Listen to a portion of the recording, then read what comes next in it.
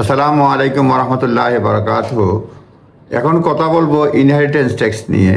আপনারা জানেন most possibly budget গত 30 অক্টোবর 2024 সালে ঘোষিত হয়েছে। সেখানে অনেকেই মনে করছেন এটা ডিফারেন্ট টাইপস অফ বাজেটে ইনহেরিটেন্স ট্যাক্স নিয়ে কিছু ঘোষণা আসছে। তো ঘোষণার মধ্যে রয়েছে যে freeze on 325,000 threshold that has been extended until 2030. অর্থাৎ আমরা জানি যে ইনহেরিটেন্স ট্যাক্স মানে এটা পে করতে হয়, কিন্তু ট্যাক্স ফ্রি থ্রেশহোল্ড যেটা হচ্ছে আপনার 325,000 পাউন্ড। এটার আরও ব্যাখ্যা করে বলা হয়েছে another way to look at it is that up to 325,000 worth of asset can be inherited tax free। অর্থাৎ আপনি অ্যাসেট ইনহেরিট করতে পারবেন 325,000 পাউন্ড ভ্যালু পর্যন্ত, তখন পর্যন্ত আপনাকে ট্যাক্স দিতে হবে না।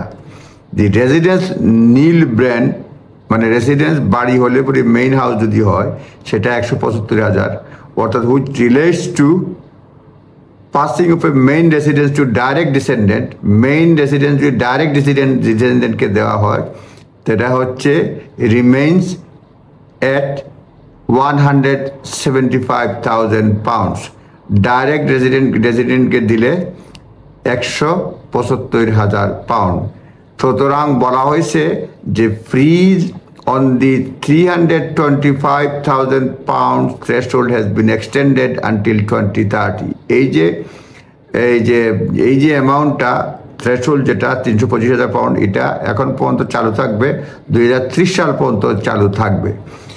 The whilst only very small number of estates across the country fall outside threshold, property price very significantly মানে কিছু কম মানে প্রপার্টি প্রাইস যেহেতু বাড়ছে বলে কম, মানে প্রপার্টি প্রাইস বাড়ার কারণে মানে খুব কম মানুষ এই সুবিধাটা পাবে, এটাই বলতে চাচ্ছে। আপনারা নিজ দায়িত্বে দেখে নেবেন।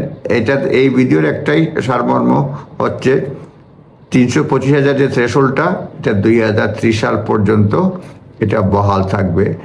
সুতরাং এটা অনেকেই মনে করছিলেন অ্যামাউন্ট হয়তো কমে যেতে পারে, ট্যাক্স ফ্রি থ্রেশহোল্ডের অ্যামাউন্ট কমে যেতে পারে, কিংবা এটার টাইম লিমিট কমে যেতে পারে। না, এটা এক্সটেন্ড করা হয়েছে until 2030। The fridge on the 325,000 pound threshold has been extended until 2030।